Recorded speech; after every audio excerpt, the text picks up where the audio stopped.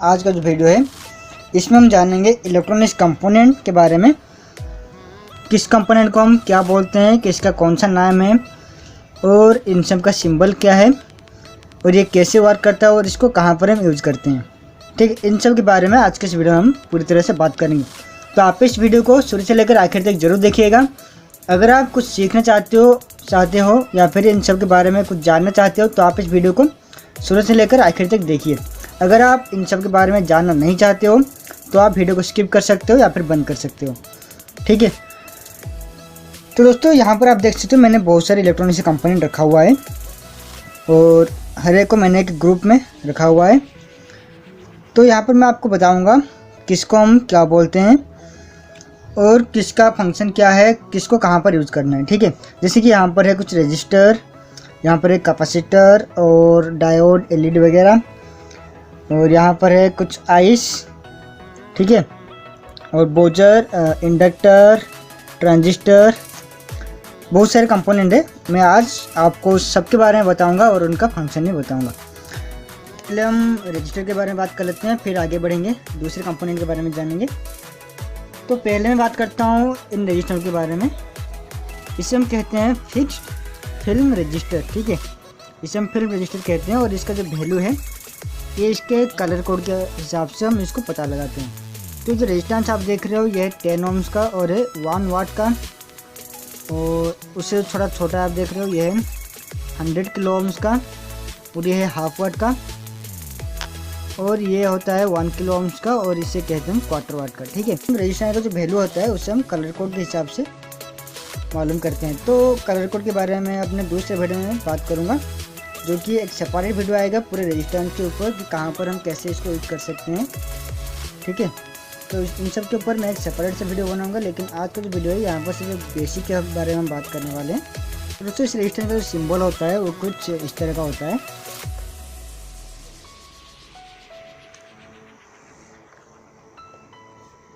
तो ये होता है रेजिस्टेंस का एक सिंबल। ठीक है, ये हमारा फिक्स्ड रजिस्टर। और अगर हम बात करते हैं वेरिएबल रेजिस्टेंस की तो ये होता है वेरिएबल रेजिस्टेंस।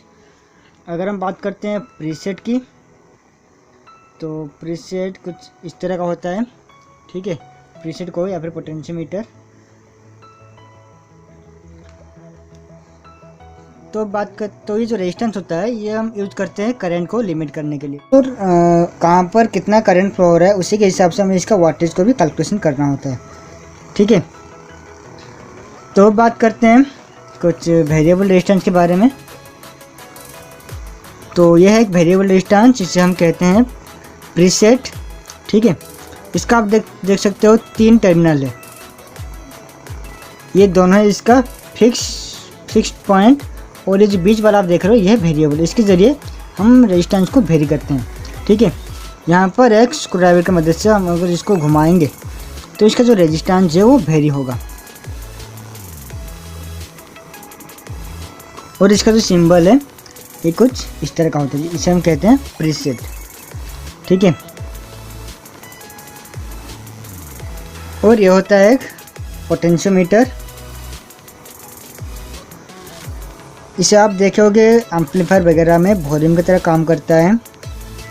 आप इसको रेजिस्टेंस कम या बढ़ाने के लिए भी यूज कर सकते हो।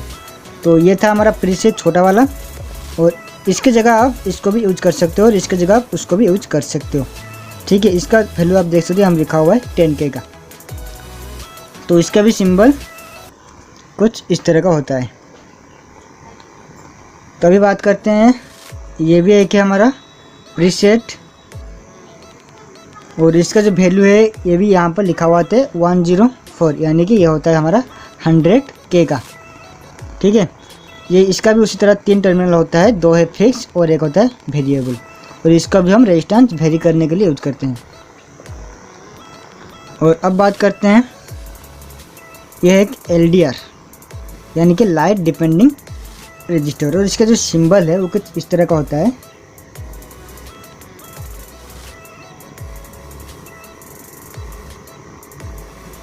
ये होता है LDR का सिंबल, और इसे हम बोलते हैं लाइट डिपेंडिंग रजिस्टर। मतलब कि इसका जो रेजिस्टेंस है वो डिपेंड करता है लाइट, अगर लाइट ज़्यादा होता है या फिर कम होता है तो उसी के हिसाब से इसका जो रेजिस्टेंस है वो इंक्रीज होता है और डिक्रीज होता है।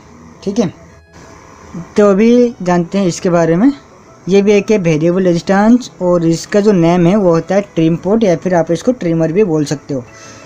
इसके ज़रिए हम रेजिस्टेंस को वेरी कर सकते हैं। लेकिन आपके पास आप देख सकते हो यहाँ पर मेरे पास ये भी एक है वेरिएबल रेजिस्टेंस, और ये भी एक है वेरिएबल रेजिस्टेंस। ठीक है, इन दोनों में अंतर ये है कि ये जो वेरिएबल रेजिस्टेंस है इसका जो आउटपुट, जो रेजिस्टेंस का आउटपुट है एकदम से सटीक होता है।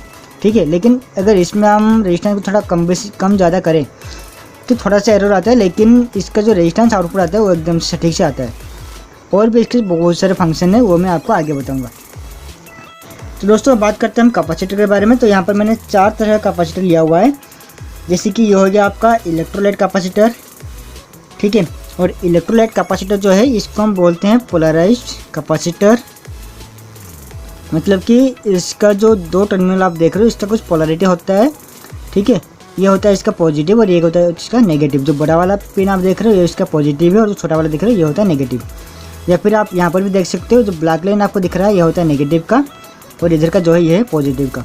और इसका जो वैल्यू होता है ये यहाँ पर लिखा हुआ आता है, हम जैसे लिखा हुआ है 1000 माइक्रोफैराड एंड 25 वोल्ट। इसका जो रेटिंग होता है वो आता है माइक्रोफैराड का, इसका जो यूनिट होता है वो होता है फैराड का।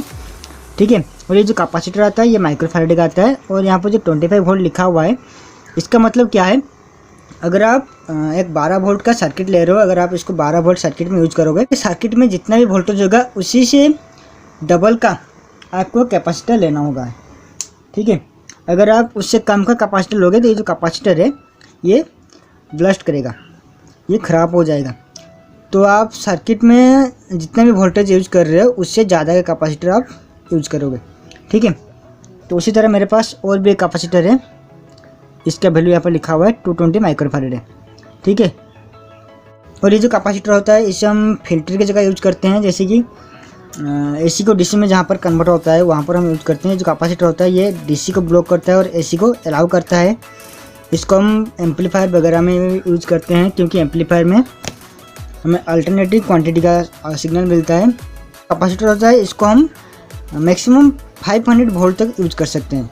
अगर हमारा सर्किट में वोल्टेज 500 से ज़्यादा है तो वहाँ पर हम किसी तरह का भी इलेक्ट्रोलाइट कैपेसिटर यूज नहीं कर सकते। इलेक्ट्रोलाइट कैपेसिटर हम सिर्फ 500 वोल्टेज के अंदर ही यूज कर सकते हैं। सिंबल होता है वो कुछ इस तरह का होता है।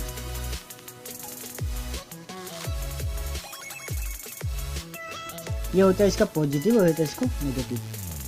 ठीक है, ये इसको हम बोलते हैं।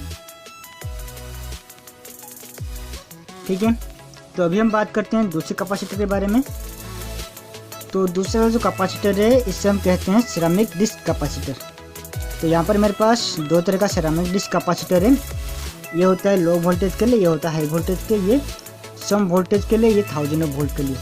ठीक है, और इन सब का जो रेटिंग होता है वो भी फैराडे में होता है, और ये जिसम माइक्रो फैराडे से 1 फैराडे तक इसका वैल्यू आता है, उससे ज़्यादा नहीं आता है। और यहाँ पर आप देख सकते हो इसमें लिखा हुआ है 224, यानी कि इसका एक कोड है 224, इस कैपेसिटर का कोड है। अगर इसका असली वैल्यू निकालना होगा तो उसमें एक छोटा सा कैलकुलेशन करना होता है, उसके बाद इसका जो वैल्यू है वो निकलता है। और उस कैलकुलेशन है मैं आपको नेक्स्ट वीडियो में ज़रूर बता दूंगा, जब हम कैपेसिटर के बारे में एक अलग सा वीडियो बनाएंगे। ठीक है, और ये जो कैपेसिटर होता है इसे हम यूज करते हैं जहाँ पर हाई फ्रिक्वेंसी होता है, और तो जहाँ पर हाई वोल्टेज होता है वहाँ पर हम इसको यूज करते हैं। ठीक है, और इसको हम यूज करते हैं एसी में। आपने ये जो कैपेसिटर देखा इसे हम यूज करते हैं डीसी सर्किट में, और इसको हम यूज करते हैं एसी सर्किट में। ठीक है, और ये होता है हाई फ्रिक्वेंसी जहाँ पर होता है वहाँ पर ये अच्छे से काम कर लेता है, लेकिन जो इलेक्ट्रोलाइट कैपेसिटर होता है वो हाई फ्रिक्वेंसी में वर्क नहीं करता है। और इसका जो सिंबल होता है वो कुछ इस तरह का होता है, और इसका कोई भी पोलैरिटी नहीं होता है। आप किसी को भी पॉजिटिव किसी को भी नेगेटिव ले सकते हो। ठीक है, इसी की वजह से हम इसको एसी में यूज कर सकते हैं। तो अभी हम बात करते हैं इस वाले कैपेसिटर की। ये जो कैपेसिटर है इसको हम बोलते हैं फिल्म कैपेसिटर। आप यहाँ पर देख सकते हो ये 3 तरह का आपको दिख रहा होगा, लेकिन इसको हम बोलते हैं ये होता है फिल्म कैपेसिटर। ठीक है, इसे भी हम हाई फ्रिक्वेंसी की जगह पर यूज करते हैं। ठीक है, और ये भी हाई वोल्टेज पर ही यूज होता है। और इसका भी जो सिंबल है वो कुछ इसी तरह का ही होता है। ठीक है, तो ये जो कैपेसिटर है, फिल्म कैपेसिटर, इसको हम प्लास्टिक कैपेसिटर के नाम पर भी जानते हैं, क्योंकि यहाँ पर यूज होता है पॉलीस्टीरीन और पॉलीकार्बोनेट का यूज होता है इन सब को बनाने के लिए। ठीक है, इसलिए हम इसको फिल्म कैपेसिटर बोलते हैं या फिर हम इसको प्लास्टिक कैपेसिटर भी बोलते हैं। तो अभी हम दूसरे कैपेसिटर के बारे में बात करते हैं। ये जो कैपेसिटर आप देख रहे हो इसका नाम होता है माइका कैपेसिटर। ठीक है, माइका जो कि अच्छा इंसुलेटर होता है, तो ये जो कैपेसिटर ये माइका मटेरियल से बना हुआ होता है और इससे भी हम हाई वोल्टेज और हाई फ्रिक्वेंसी जहाँ पर होता है वहाँ पर हम यूज करते हैं। और इसका जो वैल्यू होता है वो कुछ कैपेसिटर में वैल्यू लिखा हुआ होता है और कुछ में कुछ कोड लिखा हुआ होता है। ठीक है, जैसे कि यहाँ पर इसका लिखा हुआ है 0.33 माइक्रोफैराड कैपेसिटर है ये। और ये जो कैपेसिटर आप देख रहे हो यहाँ पर कुछ कलर दिया हुआ है, जैसे कि रेजिस्टेंस का कलर कोड आता है, उसी तरह इस कैपेसिटर का भी कलर कोड आता है, जो कि मैं आपको जब कैपेसिटर का अलग सा वीडियो बनाऊंगा वहाँ पर मैं आपको बता दूंगा कैसे हम कैपेसिटर का कैलकुलेशन कर सकते हैं। ठीक है, और इसका जो वैल्यू है हम कोड के हिसाब से जान सकते हैं इसका वैल्यू कितना है और ये कितने माइक्रोफैराड का है। ठीक है, और इसका भी जो सिंबल है वो भी इसी तरह ही है। ये भी एक नॉन पोलराइज्ड कैपेसिटर है, इसको हम एसी में भी यूज कर सकते हैं। तो दोस्तों कैपेसिटर के बारे में हमने कुछ बेसिक नॉलेज पा लिया है। तो अभी हम दूसरे कंपोनेंट को चलते हैं। अभी हम बात करते हैं डायोड के बारे में। ये जितना भी आप देख रहे हो यहाँ पर इन सबको हम बोलते हैं डायोड। नॉर्मल इन सब का नाम होता है डायोड और उसके बाद हम इसका नेमिंग कुछ और करते हैं। ठीक है, तो पहले हम बात कर लेते हैं नॉर्मल डायोड के बारे में, जो कि कुछ ब्लैक कलर का होता है। यहाँ पर आप देख सकते हो ये कुछ डायोड है। ये होता है छोटा वाला जो कि 1 एम्पेयर का, और ये होता है 6 एम्पेयर का जो बड़ा वाला आप देख रहे हो। और इसका जो वैल्यू होता है वो होता है 1N4007 का और इसका होता है 5402 का। ठीक है, तो जो ब्लैक कलर का जो साइड है इसे हम बोलते हैं एनोड और ये इस साइड को हम बोलते हैं कैथोड। ठीक है, अगर हम इस साइड में पॉजिटिव देंगे और इस साइड में नेगेटिव देंगे तो ये जो डायोड है ये वर्क करेगा। अगर हम इस साइड में नेगेटिव इस साइड में पॉजिटिव देंगे तो ये डायोड वर्क नहीं करेगा। ठीक है, और ये जो डायोड काम कहाँ पर आता है, एक रेक्टिफायर बनाने के लिए हम इस डायोड का यूज करते हैं। और अगर कहीं पर हमें रिटर्न वोल्टेज का प्रॉब्लम होता है, अगर हम चाहते हैं कि एक सर्किट में वोल्टेज सिर्फ अंदर जाए सर्किट के अंदर और सर्किट से बाहर ना आए, तो वहाँ पर हम इस डायोड का यूज करते हैं। ठीक है, और इस डायोड के सर्किट के बारे में हम आगे भी बात करेंगे, कैसे हम इसको फॉरवर्ड बायस करते हैं, कैसे हम इसको रिवर्स बायस करते हैं। तो ये तो हमारा कुछ नॉर्मल डायोड, और इस डायोड का सिंबल कुछ इस तरह का होता है। ठीक है, ये हो गया एनोड, ये हो गया कैथोड। तो ये जो आप जो लाइन देख रहे हो ये इसका ये जो व्हाइट कलर का लाइन जो लगा हुआ है ये वाला लाइन, और जो ब्लैक कलर का है ये वाला साइड एनोड का है। ठीक है, तो अभी हम बात करते हैं दूसरे डायोड की, जिसे हम बोलते हैं जेनर डायोड। ठीक है, ये है एक जेनर डायोड। तो जिस तरह वो जो डायोड होता है उसका कुछ नंबर होता है, जैसे कि 1N4007 1N5402 का, तो उसी तरह ये जो जेनर डायोड होता है इसमें कुछ वोल्टेज का रेटिंग होता है। ठीक है, इसे हम यूज कर सकते हैं वोल्टेज रेगुलेशन करने के लिए। डायोड आप देख रहे हो ये 5.6 वोल्ट का एक जेनर डायोड है। ये जो ब्लैक कलर का आप इस साइड देख रहे हो ये उसका कैथोड, ये इसका एनोड, मतलब कि ये है इसका पॉजिटिव और ये इसका नेगेटिव। और उसी तरह ये डायोड आप देख सकते हो, इसका ऊपर का जो होता है ये ऊपर का ग्लास होता है। ठीक है, और ये डायोड है 1N4148 का, ये भी एक जेनर डायोड है। और ये जो ब्लैक कलर का लाइन देख रहे हो ये इसका कैथोड, ये इसका एनोड, और इसका सिंबल भी कुछ इसी की तरह ही होता है, लेकिन ये जो लाइन आप देख रहे हो ये कुछ इस तरह से टेढ़ा मेढ़ा होता है। ठीक है, इसे हम बोलते हैं जेनर डायोड, और इसको हम वोल्टेज रेगुलेशन के लिए भी बेसिकली यूज करते हैं। फिर बात करते हैं दूसरे डायोड के बारे में, जिसे हम बोलते हैं एलईडी। एलईडी का मतलब क्या होता है, लाइट एमिटिंग डायोड। ठीक है, इसका नाम भी डायोड है, लेकिन ये क्या करता है, ये लाइट को बाहर निकालता है, इसलिए हम इसको बोलते हैं लाइट एमिटिंग डायोड। ठीक है, और इसका भी आप देख सकते हो इसका 2 टर्मिनल होता है। ये जो बड़ा वाला टर्मिनल आप देख रहे हो ये इसका पॉजिटिव यानी एनोड, और जो नेगेटिव है इसको हम बोलते हैं कैथोड। छोटा वाला इसको हम नेगेटिव बोलते हैं और कैथोड बोलते हैं। अगर आपको दोनों टर्मिनल सेम मिलता है तो आप इसके एलईडी के अंदर से भी जान सकते हो। ये जो छोटा एक मेटल पीस आप देख रहे हो इससे हम पॉजिटिव साइड लेते हैं, और ये जो बड़ा वाला मेटल साइड है इसे हम नेगेटिव लेते हैं। और ये है 5 mm का LED है, ठीक है। ये एक ट्रांसपेरेंट LED है और ये इसको जब हम पावर सप्लाई देंगे तो इसमें से कुछ कलर बाहर निकलेगा। और इसका जो वर्किंग है मैं आपको दूसरे वीडियो में बता दूंगा, और इसका जो कंस्ट्रक्शन है, इसका वर्किंग है और इसको कैसे हम कहाँ पर यूज कर सकते हैं। तो बेसिकली इस सर्किट को हम इंडिकेटर के लिए यूज करते हैं और भी लाइटिंग के लिए भी यूज करते हैं, ठीक है। और ये जो LED है ये 1.5 वोल्ट से चलता है। अगर 1.5 वोल्ट से ज़्यादा हो, अगर 3.3 वोल्ट या 5 वोल्ट होता है तो ये जो LED है ये डैमेज हो जाता है। इसके लिए हम यहाँ पर एक रेजिस्टेंस इसमें सीरीज में कनेक्ट करते हैं, ठीक है। और इसका जो सिंबल कुछ उसी तरह का होता है, उसी डायोड की तरह, लेकिन थोड़ा सा अलग होता है। तो जैसे कि ये हो गया हमारा डायोड, ये लाइट एमिटिंग करता है तो 2 एरो बाहर की तरह निकलता है, इसे हम बोलते हैं LED। ये होता है इसका एनोड, ये हो गया इसका कैथोड, ठीक है। तो अभी दूसरे एक LED के बारे में बात करते हैं। यह होता है IR LED। पहले मैंने आपको बताया वो था नॉर्मल LED का। अभी ये जो बात कर रहा हूँ ये IR LED, जिसे हम बोलते हैं इंफ्रारेड LED। ये एक इंफ्रारेड लाइट इमिट करता है और इसका भी सिंबल नॉर्मल LED की तरह ही होता है, ठीक है। लेकिन इसे हम बोलते हैं IR LED। इसका भी उसी तरह 2 टर्मिनल होता है, एक होता है एनोड का और एक होता है कैथोड का। जो बड़ा वाला होता है एनोड यानी पॉजिटिव, जो छोटा वाला होता है कैथोड यानी नेगेटिव।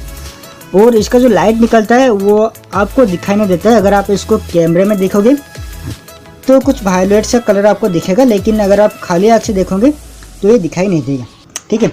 ये ग्लो करता है लेकिन आपकी आंखों को ये दिखाई नहीं देगा।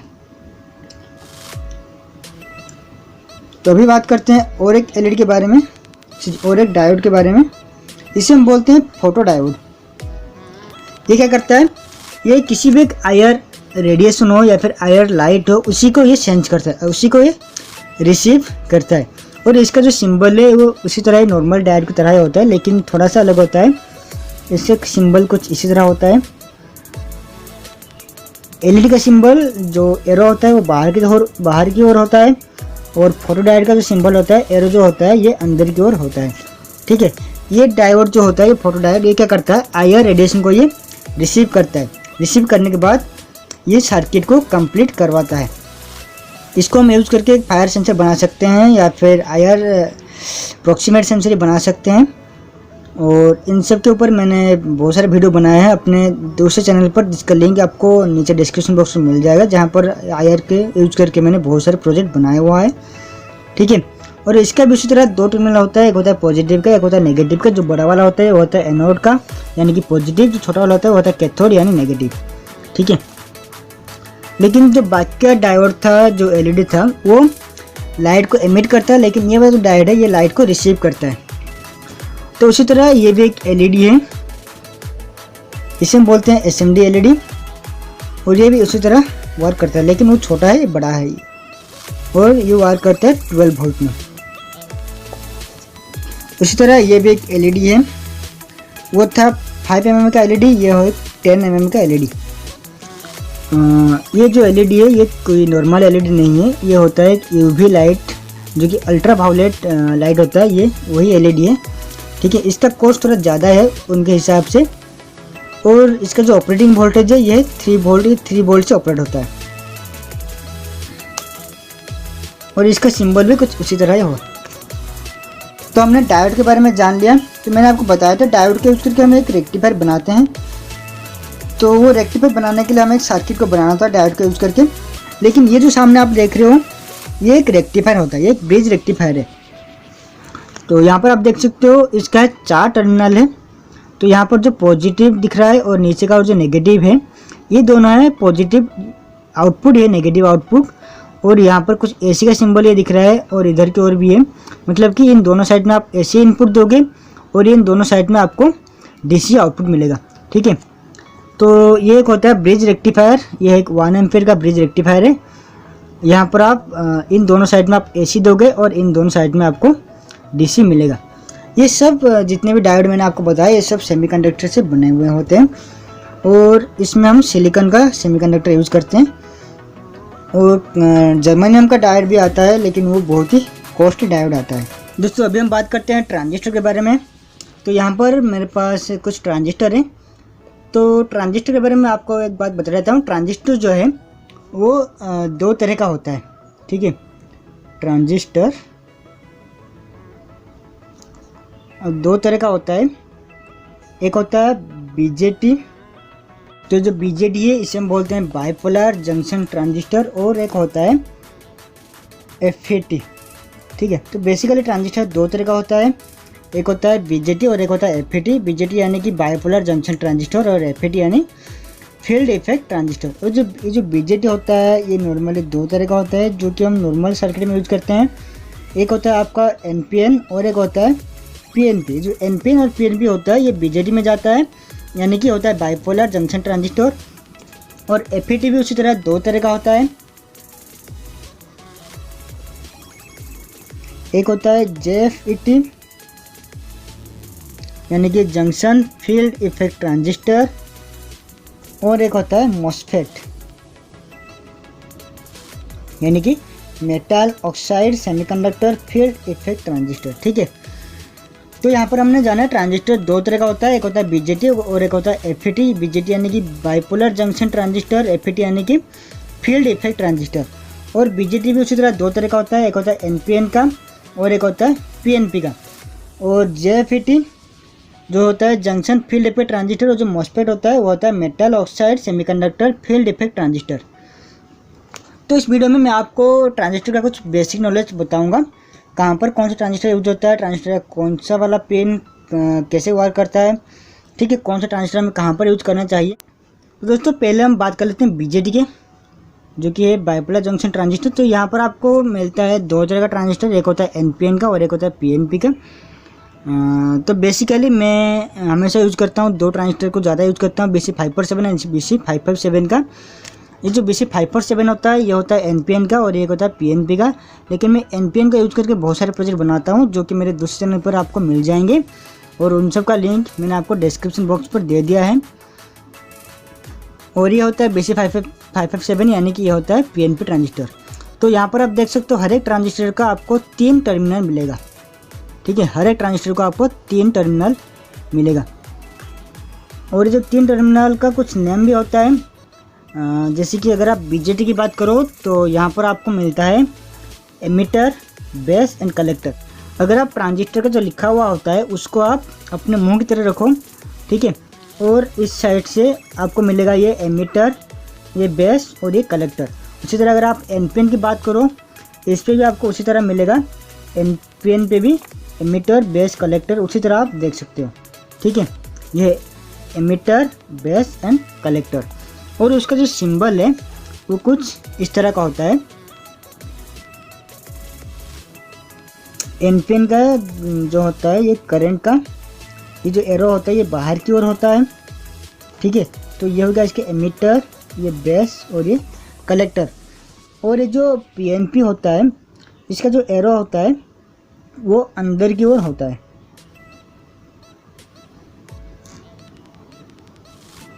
तो ये इसका हो गया एमिटर, ये बेस और ये कलेक्टर। तो ये हो गया हमारा एनपीएन का सिंबल और ये हो गया हमारा पीएनपी का सिंबल। और ये जो ट्रांजिस्टर होता है इसे हम स्विचिंग के पर्पज के लिए यूज करते हैं, लेकिन जो ट्रांजिस्टर ये लो फ्रिक्वेंसी में वर्क करता है। जो बीजेटी होता है ये लगभग किलोहर्ट्ज में वर्क करता है, लेकिन अगर किलोहर्ट्ज से हमें मेगाहर्ट्ज या फिर गीगाहर्ट्ज का फ्रिक्वेंसी चाहिए तो यहाँ पर हम कुछ अलग ट्रांजिस्टर यूज करते हैं।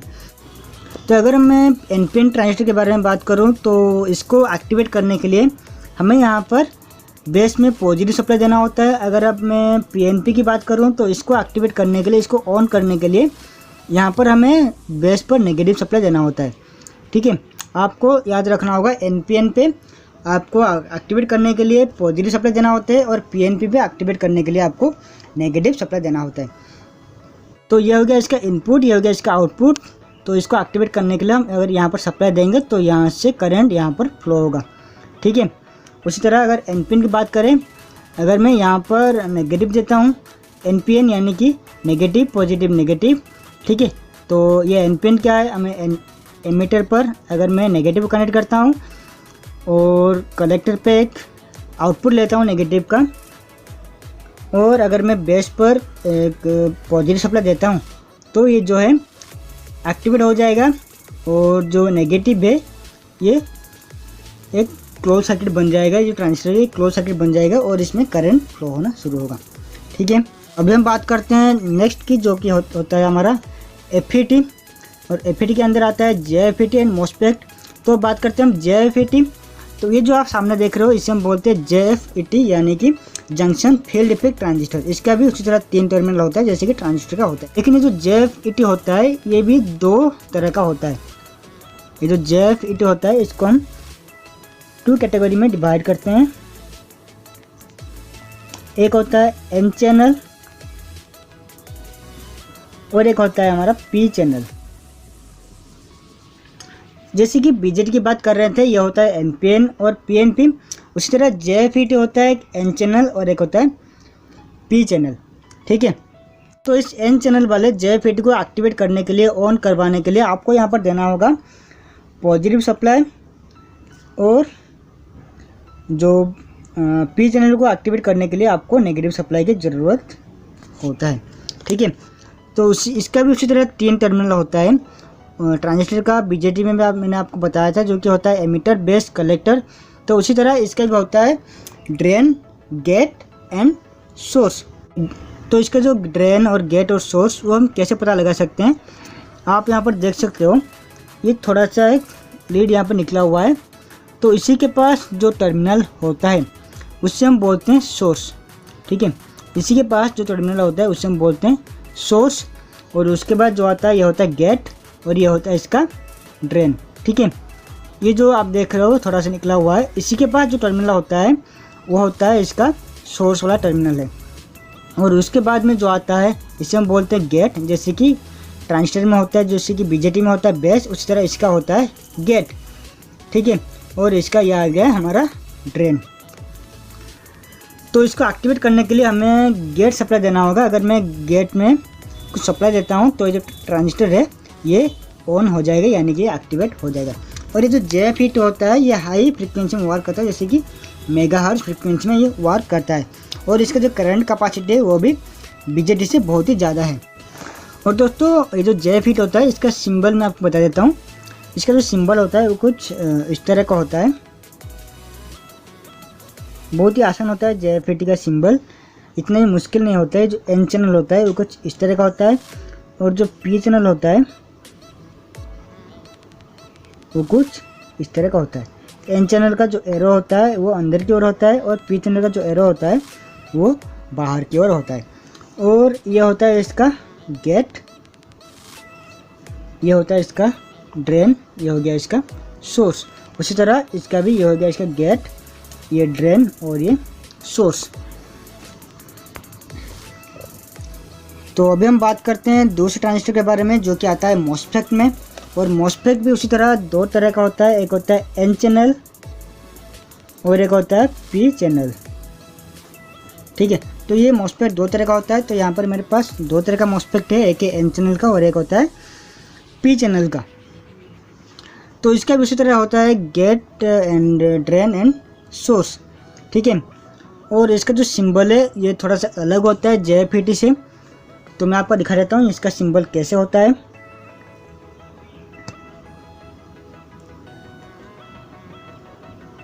जैसे ट्रांजिस्टर एक सर्कल के अंदर होता है, उसी तरह MOSFET भी एक सर्कल के अंदर होता है। तो ये हो गया इसका गेट वाला टर्मिनल,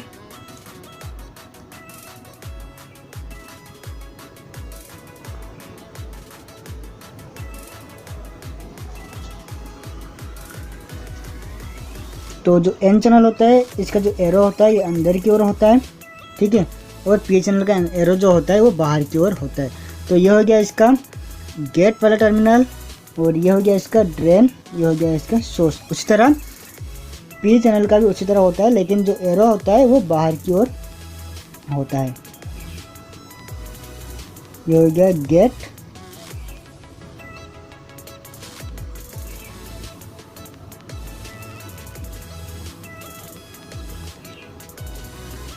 ठीक है दोस्तों। ये जो MOSFET होता है ये हम यूज करते हैं हाई करंट पे, जैसे कि हो गया हमारा इन्वर्टर सर्किट, या फिर जहाँ पर करंट एम्पियर में फ्लो होता है, जो कि ज़्यादा एम्पियर होता है, जहाँ पर हाई करंट फ्लो होता है वहाँ पर हम मॉसफेट का यूज़ करते हैं। अगर लो करंट होता है तो वहाँ पर हम नॉर्मल ट्रांजिस्टर का यूज़ कर लेते हैं, लेकिन अगर हाई करंट होता है तो वहाँ पर हम मॉसफेट का यूज़ करते हैं। तो इसके बाद मैं बात कर लेता हूँ, ये भी उसी तरह एक ट्रांजिस्टर है, ठीक है। ये एक बीजेटी का ट्रांजिस्टर है। हमने ट्रांजिस्टर के बारे में कुछ बात कर लिए, तो अभी इसके बारे में बात करते हैं। इसे भी हम एक तरह का ट्रांजिस्टर ही बोलते हैं। जैसे कि मैंने आपको बताया था, डायोड में एक फोटो डायोड था जो कि IR रेडिएशन पर वर्क करता था। तो उसी तरह ये जो ट्रांजिस्टर है ये भी IR रेडिएशन, आपने देखा होगा फोटो डायोड था वो किसी भी फ्रीक्वेंसी पर वर्क कर लेता है, वो किसी भी फ्रीक्वेंसी को रिसीव कर लेता है, वो चाहे 0 हो या फिर कुछ मेगाहर्ट्ज फ्रीक्वेंसी हो, वो रिसीव कर लेता है। लेकिन ये जो आप देख रहे हो जो ट्रांजिस्टर है फोटो डायोड का, इसे हम बोलते हैं T-SOP, ठीक है। ये T-SOP IR रिसीवर है और इसका कुछ फ्रीक्वेंसी रेंज है, ये उसी फ्रीक्वेंसी को रिसीव कर सकता है। अगर उसी के बाद उससे ज़्यादा या फिर कम का फ्रीक्वेंसी आता है तो ये रिसीव नहीं करेगा, इसलिए हम इसको टीवी और रिमोट कंट्रोल में यूज करते हैं, ठीक है। तो दोस्तों ट्रांजिस्टर के बारे में हमने कुछ बेसिक नॉलेज ले लिया है, तो अभी हम आगे का देखते हैं। दोस्तों अभी हम बात कर लेते हैं आईसी के बारे में, जो कि होता है इंटीग्रेटेड सर्किट होता है। तो ये जो आईसी होता है, आप देख सकते हैं इंटीग्रेटेड सर्किट, ये क्या होता है, इसके अंदर बहुत सारे ट्रांजिस्टर भरे हुए होते हैं, ठीक है। ये जो ट्रांजिस्टर मिलियन एंड बिलियन में इसके अंदर ट्रांजिस्टर होता है। अगर आप कुछ मिलियन ट्रांजिस्टर यूज करके एक सर्किट बनाना चाहते हो तो वो जो सर्किट होता है वो बहुत ही बड़ा होगा। लेकिन अगर आप उसके जगह एक छोटा सा आइस ले लेते हो तो वहाँ पर बहुत ही जगह बच जाएगा, ठीक है, वो सर्किट बहुत ही छोटे में हो जाएगा। तो इसीलिए हम आइस का यूज करते हैं और आइस का जो आउटपुट होता है वो बहुत ही एक्यूरेसी होता है, ठीक है। ट्रांजिस्टर का सर्किट डिजाइन करने के लिए हमें कॉम्प्लिकेटेड होता है, लेकिन आइस के जरिए हम उसको आसानी से बना सकते हैं। और आइस हमारे पास बहुत तरह का होता है, जैसे कुछ ऑडियो आइस हो गया, कुछ डिजिटल आइस हो गया, कुछ माइक्रो प्रोसेसर, या फिर कुछ हमारे पास है माइक्रो कंट्रोलर। तो यहाँ पर मैं आपको आइस दिखा रहा हूँ, ये LM386 का एक ओपन आइस है जो कि ऑडियो एम्पलीफायर में वर्क आता है, ठीक है। तो यहाँ पर आप देख सकते हो इसका है 8 टर्मिनल है और इसका जो टर्मिनल होता है ये 1 2 3 4 में गिना जाता है। लेकिन हम कैसे पता लगा सकते हैं कौन सा वाला पिन 1 नंबर का है और कौन सा वाला पिन 8 नंबर का है, ठीक है। तो यहाँ पर आप देख सकते हो यू शेप का एक कटिंग है। तो ये जो यू शेप का जो कटिंग है, इसके पास जो टर्मिनल होता है, ये वाला जो टर्मिनल होता है, इसे हम लेते हैं 1, ठीक है। तो जबकि यहाँ पर एक यू शेप का कटिंग है तो इसको हम कुछ इस तरह गिन कर जाएंगे, ठीक है। इधर से स्टार्ट होगा और इधर एंड होगा। तो इसके पास अगर टर्मिनल है इसे हम लेते हैं 1, ये 2 3 4 5 6 7 8, ठीक है। इसका 8 टर्मिनल है तो हम इसको कुछ इस तरह से गिनते हैं। ये हो गया 1 2 3 4 5 6 एंड 7 8, ठीक है। और हर एक आईसी का कुछ अलग और वर्क होता है, कुछ अलग फ्रिक्वेंसी होता है और इसका जो टर्मिनल वो भी अलग अलग होता है। तो उन सब के लिए हमें इसके डाटा सेट को चेक करना पड़ता है, ठीक है।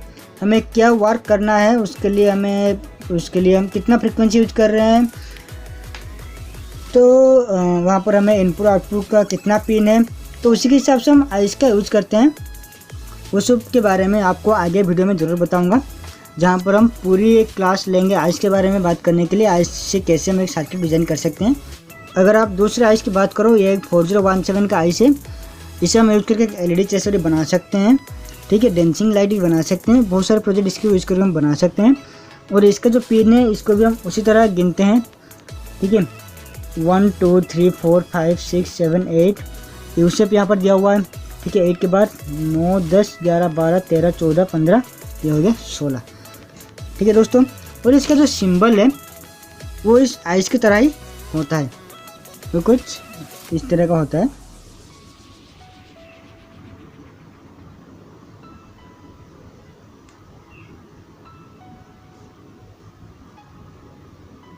या फिर कई जगह पर सिर्फ एक रेक्टेंगुलर या फिर स्क्वायर ही होता है,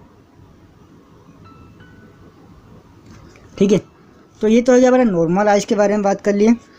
तो अभी बात करते हैं हम, ये है एक माइक्रो कंट्रोलर, ठीक है। ये जो माइक्रो कंट्रोलर है इसके अंदर हम कुछ प्रोग्रामिंग डालते हैं, जैसे कि हमारा होता है CPU, तो उसी तरह ये वर्क करता है। इसके अंदर भी कुछ RAM है, कुछ ROM है, ये भी एक CPU की तरह ही वर्क करता है। इसमें हमें कुछ कोडिंग लिखना होता है तभी जाके ही वर्क करेगा। जैसे कि आप देख सकते हो एक आता है आर्डिनो बोर्ड, उसी में हम एक माइक्रो कंट्रोलर यूज करते हैं, और ये जो माइक्रो कंट्रोलर है ये एटमे का 32 का माइक्रो कंट्रोलर है, और इसका भी कुछ इनपुट और आउटपुट वाला पिन है, और इससे भी बड़ा वाला माइक्रो कंट्रोलर होता है, और इसका जो स्टोरेज कैपेसिटी होता है वो 32 बाइट का होता है। ठीक है, और इन सब को सिंबल भी कुछ इसी तरह ही होता है। तो दोस्तों ये जो आप सामने जो देख रहे हो ये ट्रांजिस्टर की तरह या फिर मॉसफेट की तरह दिख रहा है, लेकिन ये ट्रांजिस्टर या फिर मॉसफेट कुछ भी नहीं है। इसे हम आइस बोलते हैं, जैसे मैंने आपको बताया था आइस। ठीक है, तो उसी तरह ये भी एक आईसी है, इंटीग्रेटेड सर्किट, और इसे हम बोलते हैं वोल्टेज रेगुलेटिंग आइस। ये जो आइस है ये वोल्टेज को रेगुलेट करता है। ठीक है, तो ये आप देख सकते हो यहाँ पर लिखा हुआ है 7809, यानी कि ये जो आइस है ये रेगुलेटिंग करके हमें 9 वोल्ट का आउटपुट देगा। और इसका जो 3 टर्मिनल है, ये इसका इनपुट का, ये इसका आउटपुट का, और ये इसका कॉमन का, और इसका जो सिंबल कुछ इस तरह का होता है।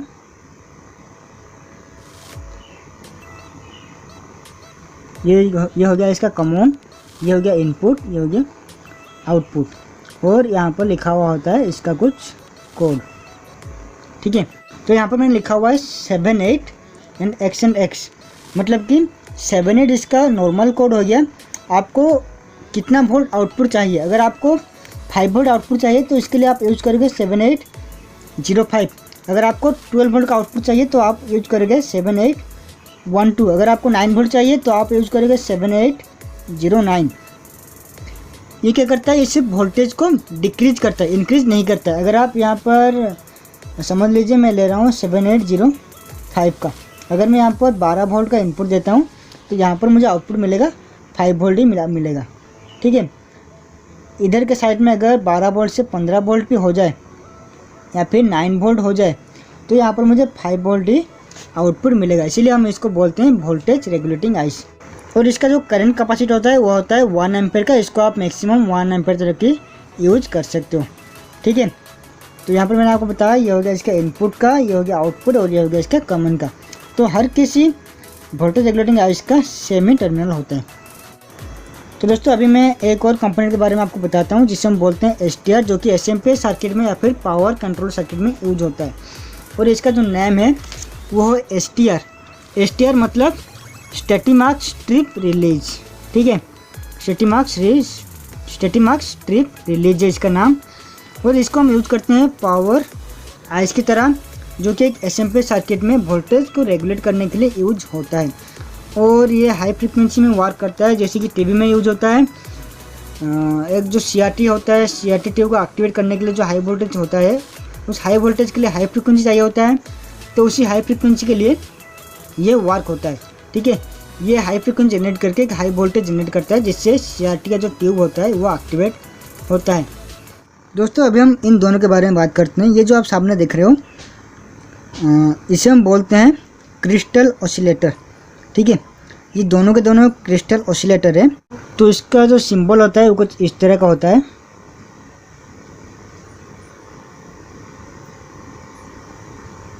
ठीक है, ये होता है इसका सिंबल, जो कि होता है क्रिस्टल ऑसिलेटर। और इसका काम क्या होता है, ये जब भी हम इसको सप्लाई देंगे, ये इसके अंदर जो क्रिस्टल होता है वो वाइब्रेशन स्टार्ट करता है, जिसके वजह से हमें फ्रीक्वेंसी का आउटपुट मिलता है। और ये कितना फ्रीक्वेंसी हमें देगा, आउटपुट देगा, ये लिखा हुआ होता है इसके ऊपर। ठीक है, ये जो छोटा वाला देख रहे हो ये आपका यूज होता है घड़ी में, जो कि वॉच होता है डिजिटल हो या फिर एनालॉग हो, उसमें यूज होता है ये क्रिस्टल ऑसिलेटर, एक फ्रीक्वेंसी को जनरेट करने के लिए। या फिर आप देख सकते हो जो कि ऑडियो बोर्ड आता है, या फिर बहुत सारे ऐसे सर्किट होते हैं जहाँ पर हमें कुछ फ्रीक्वेंसी की ज़रूरत होता है, वहाँ पर हम क्रिस्टल ऑसिलेटर का यूज करते हैं। यह हमें फ्रीक्वेंसी को जनरेट करने के लिए हेल्प करता है। ठीक है, और ये आपको मार्केट में बहुत ही कम रेट 30 या 40 रुपये या फिर 50 रुपये का मिल जाता है। तो दोस्तों अब हम बात कर लेते हैं इंडक्टर के बारे में। तो यहाँ पर मेरे पास बहुत सारे इंडक्टर हैं, तो आज मैं आपको बताऊंगा किसका कौन सा नेम है और किस इंडक्टर हम कहाँ पर यूज करते हैं और इंडक्टर हम किस लिए यूज करते हैं, इंडक्टर का फंक्शन क्या है। ठीक है, तो पहले हम जान लेते हैं इंडक्टर का सिंबल कैसा होता है। तो इंडक्टर का जो सिंबल होता है वो बेसिकली कुछ इस तरह का होता है। ये हमारा बेसिक इंडक्टर है। ठीक है, ये हो गया इंडक्टर। और अगर आप एक वेरिएबल इंडक्टर लेना चाहोगे तो वो कैसा होगा, कुछ इस तरह का होगा, जो कि होता है वेरिएबल इंडक्टर। ठीक है, अगर आप प्रीसेट इंडक्टर लेना चाहोगे तो वो कुछ इस तरह सा होगा। ठीक है, यह हो गया प्रीसेट इंडक्टर, यह है वेरिएबल इंडक्टर और यह होता है हमारा नॉर्मल इंडक्टर।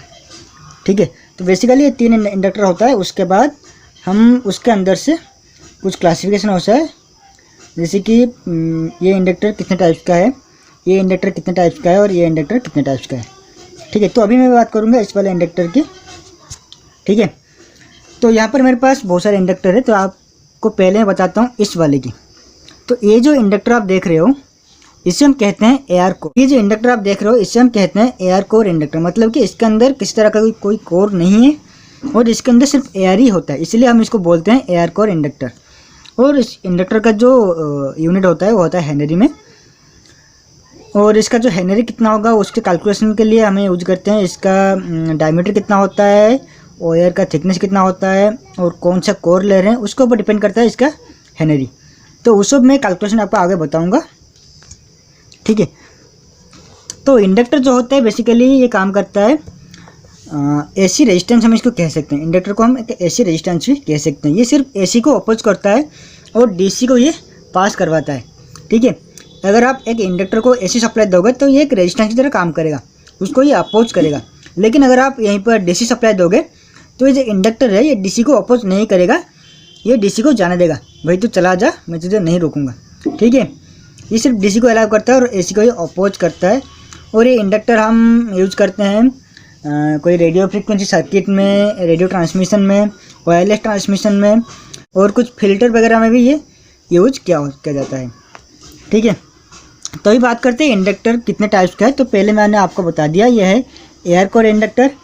तो अभी मैं आता हूँ इसके ऊपर। ये जो इंडक्टर आप देख रहे हो ये आपको एक ट्रांसफार्मर की तरह दिखता होगा, लेकिन ये एक इंडक्टर है। ठीक है, और ये जो इंडक्टर है इसको हम बोलते हैं फेरिट कोर इंडक्टर। ये जो कोर आप देख रहे हो इसके बाहर की ओर, ये इसे हम कहते हैं ये फेरिट कोर। ठीक है, ये एक मटेरियल है फेरिट इसका नाम होता है। तो ये फेरिट कोर यूज किया हुआ है इसलिए हम इसको बोलते हैं फेरिट कोर। इसके अंदर कुछ इस तरह का होता है, ये कुछ वाइंडिंग होता है और ये होता है फेरिट कोर। ठीक है, ये कुछ इस तरह का लगा होता है। ठीक है, इसके अंदर ये वाइंडिंग होता है और इसके ऊपर ये लगा होता है ऐसे। और वाइंडिंग का 2 टर्मिनल निकलता है, स्टार्टिंग का और एक एंडिंग का। तो जो 4 आप यहाँ पर देख रहे हो, ये जो 4 आप देख रहे हो, इन चारों में से सिर्फ हमें 2 ही चाहिए। जैसे कि ये है स्टार्टिंग का, ये है इसका एंडिंग का। तो ये इंडक्टर हम कैसे बना सकते हैं ये मैं आपको आगे ज़रूर बताऊँगा। तो अभी हम पहले इन सब का टाइप्स जान लेते हैं, फिर जानेंगे इनका ऑपरेशन।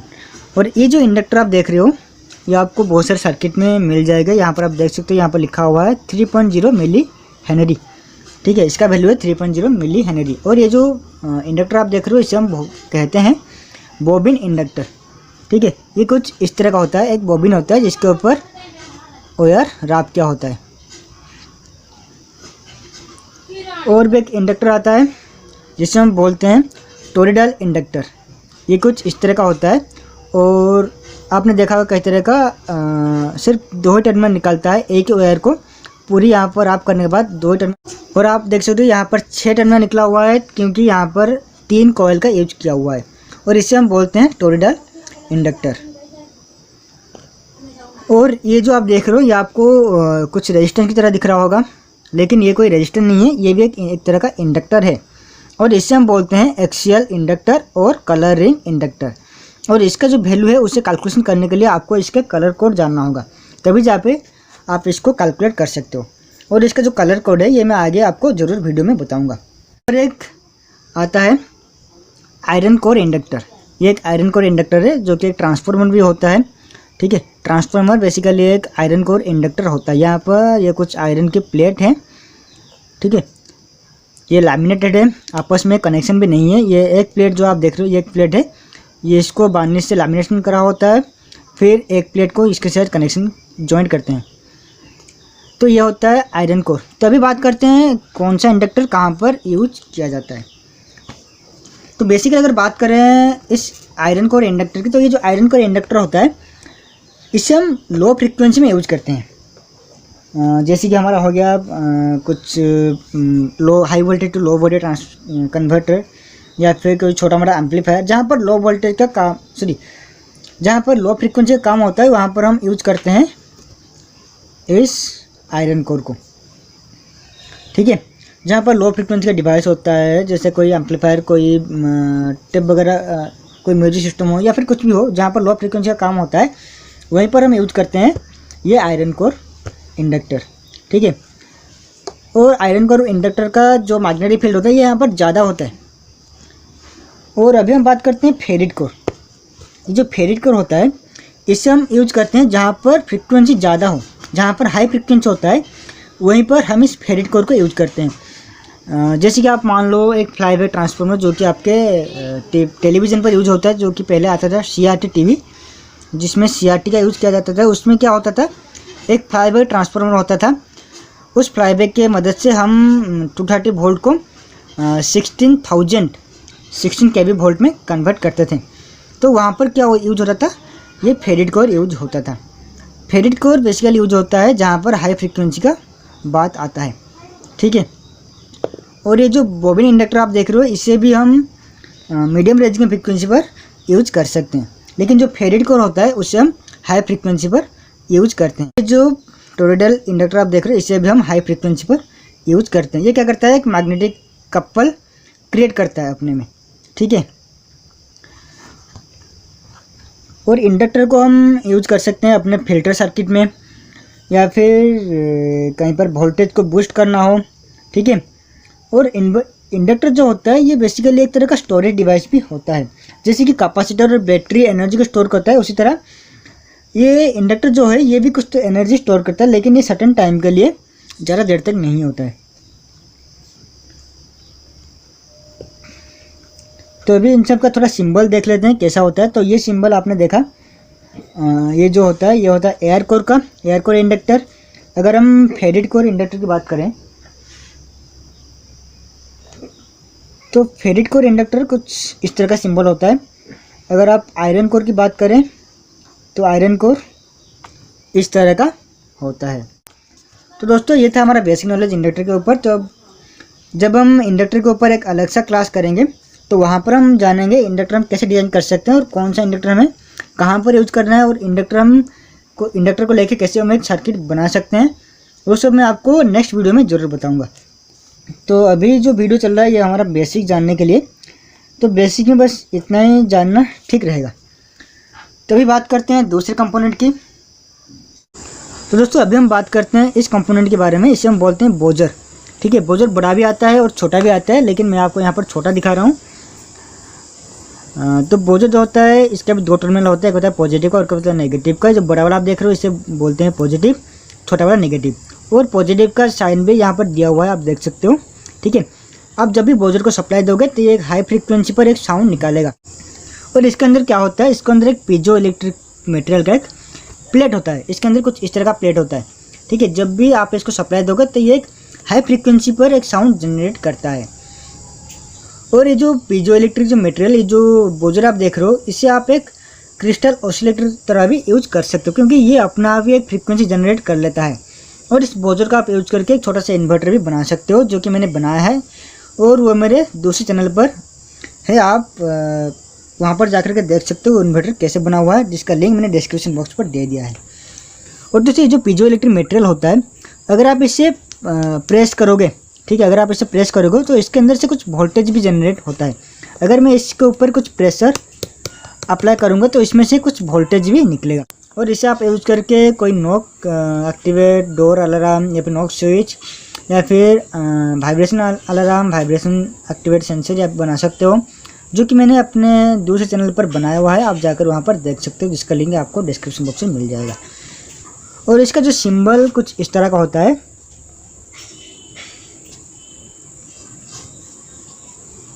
और इसका जो सिंबल कुछ इस तरह का होता है। ये होता है ब्राउज़र का सिंबल, ठीक है।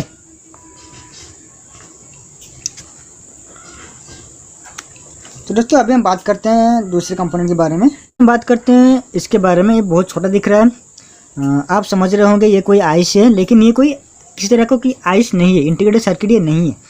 इसे हम बोलते हैं ऑप्टो कपलर, ठीक है।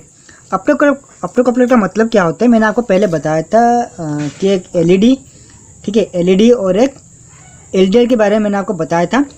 तो अगर हम एक एलडीआर और एक एलईडी को कंबाइन कर दे तो जो बनेगा वो ऑप्टो कपलर की तरह वर्क करता है, ठीक है। ऑप्टो कपलर का मतलब क्या है, ये एक दूसरे को कनेक्ट करने के लिए हम इसको यूज करते हैं।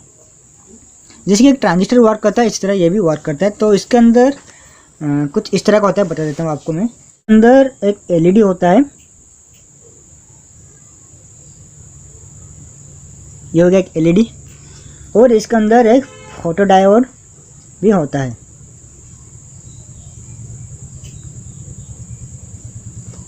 ठीक है। तो यहाँ से मैंने इसको इनपुट दे दिया और यहाँ से मुझे आउटपुट लेना है। अगर मैं इसको कुछ सप्लाई देता हूँ, इस टर्मिनल में अगर मैं कुछ सप्लाई देता हूँ तो क्या होगा, एलईडी ग्लो करेगा। और एलईडी ग्लो करते ही इसके अंदर ये जो फोटो डायोड है, या फिर आप एलडीआर भी बोल सकते हो, जो एलडीआर या फिर जो फोटो डायोड है जो कि लाइट को सेंस करेगा। सेंस करने के बाद जो क्या होगा, ये जो सर्किट है ये कंप्लीट हो जाएगा, जिसकी मदद से ये सप्लाई इधर से इधर को आ जाएगा। अगर मैं यहाँ का सप्लाई को डिसकनेक्ट कर देता हूँ तो एलईडी ऑफ हो जाएगा, जिसकी वजह से जो सप्लाई इधर से इधर आ रहा था वो डिस्कनेक्ट हो जाएगा। तो ऑप्टो कपलर कुछ इस तरह से काम करता है, ठीक है। और ये भी आता है जो 3 टर्मिनल वाला ऑप्टो कपलर है, ये एक ट्रांजिस्टर की तरह वर्क करता है। और देख सकते हैं जो पॉइंट आपको दिख रहा है ये इसका 1 नंबर पिन, ठीक है। आपको इधर में से कोई 2 पिन का यूज करना होगा और इधर से 3 या फिर 2 आप यूज कर सकते हो, ठीक है। जिसे मैंने आपको बताया, इसी प्रिंसिपल पर सारे ऑप्टो कपलर वर्क करते हैं। आप एक ट्रांजिस्टर की जगह ऑप्टो कपलर को भी यूज कर सकते हो। आगे मैं आपको जब इसके ऊपर एक अलग सा वीडियो बनाऊंगा तब मैं आपको पूरे डिटेल्स में बताऊंगा कहाँ पर और कैसे हम इसको यूज कर सकते हैं, ठीक है। तो दोस्तों ऑप्टो कपलर का जो सिंबल होता है वो कुछ इस तरह का होता है। दोस्तों अभी हम इस कंपोनेंट के बारे में बात करते हैं। इसे हम कहते हैं माइक, जो कि होता है एक माइक्रोफोन, और इसे शॉर्ट में हम बोलते हैं माइक, ठीक है। तो दोस्तों जो माइक होता है इसका काम क्या होता है, ये साउंड सिग्नल को, एक वॉइस को एक इलेक्ट्रिकल सिग्नल में कन्वर्ट करता है। अगर मैं साउंड को मॉडिफिकेशन करना चाहते हैं या फिर साउंड को एक जगह से दूसरी जगह भेजना चाहते हैं तो हमें पहले साउंड को क्या करना होगा, इलेक्ट्रिकल सिग्नल में कन्वर्ट करना होगा। क्योंकि सिर्फ हम साउंड को एक जगह से दूसरी जगह भेजने के लिए हमें इलेक्ट्रिकल सिग्नल की ज़रूरत होता है। हम इलेक्ट्रिकल सिग्नल के जरिए ही साउंड को एक जगह से दूसरी जगह भेजते हैं। तो उस इलेक्ट्रिकल सिग्नल को हमें एम्पलीफाई करना होता है। तो उस इलेक्ट्रिकल सिग्नल को पाने के लिए जो वॉइस होता है उसको हमें इलेक्ट्रिकल सिग्नल में कन्वर्ट करने के लिए हम यूज़ करते हैं ये माइक, ठीक है। और ये जो माइक होता है इसका सिंबल कुछ इस तरह का होता है, ब्राउज़र की तरह ही मिलता है, और इसका सिंबल कुछ इस तरह का होता है, ठीक। तो जो माइक होता है इसका 2 टर्मिनल होता है, एक होता है पॉजिटिव का और एक होता है नेगेटिव का। तो जब भी आप इसमें कुछ साउंड दोगे, ठीक है, तो इधर से एक वोल्टेज जो कि बहुत ही कम होता है, ठीक है, वो वोल्टेज यहाँ से निकलेगा। ये क्या करता है, आपको साउंड को लेता है और उसे एक इलेक्ट्रिसिटी में कन्वर्ट कर देता है, जो कि एक इलेक्ट्रिकल सिग्नल कहते हैं, ठीक है। और ये आपका एम्पलीफायर वगैरह में या फिर माइक्रोफोन आपके मोबाइल में या फिर ब्लूटूथ में, जिसमें आपको साउंड की ज़रूरत होता है, साउंड ट्रांसमिशन की ज़रूरत होता है, उसी में हम इसको यूज करते हैं। तो अभी हम दूसरे कंपोनेंट के बारे में बात करते हैं, इस रिले के बारे में बात करते हैं, ठीक है। ये एक इलेक्ट्रोमैकेनिकल रिले होता है। इसके अंदर एक इलेक्ट्रोमैग्नेटिक कॉइल होता है। तो आप यहाँ पर देख सकते हो। तो ये जो रिले है, तो दोस्तों आपके घर में स्विच बोर्ड होगा जहाँ से आप लाइट फैन को ऑन ऑफ करते हो। तो वहाँ पर हम क्या करते हैं, एक स्विच को ऑन करने के लिए हम वहाँ पर प्रेशर का अप्लाई करते हैं। अगर हम प्रेशर देते हैं तो वो स्विच ऑन होता है, ठीक है। तो वो जो स्विच होता है वो मैकेनिकल स्विच होता है, जो कि एक प्रेशर से ऑन ऑफ होता है। लेकिन ये जो रिले होता है ये भी एक इसे हम कहते हैं ऑटोमेटिकली स्विच, जो कि एक इलेक्ट्रिकल सिग्नल से अप्लायंस को ऑन ऑफ करवाता है। ये भी एक स्विच की तरह ही वर्क करता है। जब भी आप इसको सप्लाई दोगे, एक इलेक्ट्रिकल सिग्नल दोगे, तो ये एक्टिवेट हो जाएगा और इसके साथ जो भी कनेक्ट होगा उसको ये ऑन कर देगा।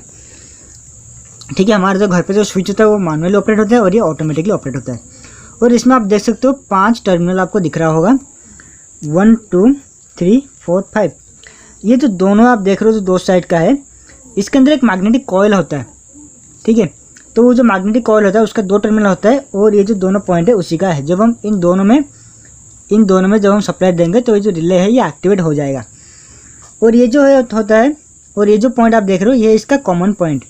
ठीक है, जब भी हम यहाँ से सप्लाई देंगे और इन दोनों से हमें आउटपुट लेना होगा। तो हमारे वर्किंग के रिक्वायर्ड के हिसाब से अगर हम चाहते हैं कि जब रिले ऑफ हो तभी हमें सप्लाई मिले तो इधर से लेना होगा। अगर हम चाहते हैं कि जब रिले ऑन हो तब हमें सप्लाई मिले तो हमें यहाँ से लेना होगा। क्योंकि ये वाला जो पॉइंट है ये नॉर्मली क्लोज होता है इसके साथ, और ये जो पॉइंट है नॉर्मली ओपन होता है। जब भी हम रिले को ऑन करेंगे तो ये जो पॉइंट होगा, ये जो पॉइंट है इधर से डिस्कनेक्ट होगा, इधर कनेक्ट हो जाएगा। तो रिले कुछ इस तरह का वर्क करता है। और रिले का जो सिंबल होता है वो कुछ इस तरह का होता है। इसके अंदर एक कॉइल होता है। ठीक है, एक आयरन कोर इंडक्टर कॉइल होता है इसके अंदर। तो ये हो गया मैग्नेटिक कॉइल। एक आयरन कोर भी होता है, तो ये हो गया आयरन कोर। और ये जो 2 पॉइंट दोनों साइड के मैंने बताया, ये हो गया उसका, मान लो कॉइल 1 एंड कॉइल 2 का। ठीक है, तो अभी इसके अंदर कुछ पॉइंट होता है। ये हो गया इसका कॉमन पॉइंट, और ये जो पॉइंट है ये वाला इसका हो गया NC नॉर्मली क्लोज, ये इसका नॉर्मली ओपन। जब भी रिले एक्टिवेट होगा तब कॉमन पॉइंट जो है यहाँ पर टच करेगा। तो रिले का सिंबल कुछ इस तरह का होता है। इसका 5 वोल्ट, 12 वोल्ट और 24 वोल्ट में ऑपरेट होता है। ये एक छोटा रिले है जो कि 12 वोल्ट से ऑपरेट होता है। इससे बड़ा वाला रिले भी आता है। ठीक है,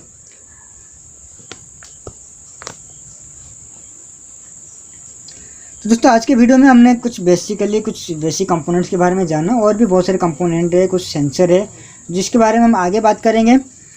तो अगर आपको वीडियो अच्छा लगा तो लाइक और कमेंट करना मत भूलिएगा, और इसी तरह का नए नए वीडियो देखने के लिए हमारे चैनल को जरूर सब्सक्राइब कीजिए और नोटिफिकेशन के लिए बेल आइकन को जरूर दबाइए। तो अब हम मिलते हैं नेक्स्ट वीडियो में कुछ नए नॉलेज के साथ, जहाँ पर हम रोबोट बनाना और इलेक्ट्रॉनिक सर्किट बनाना सीखेंगे। ठीक है दोस्तों।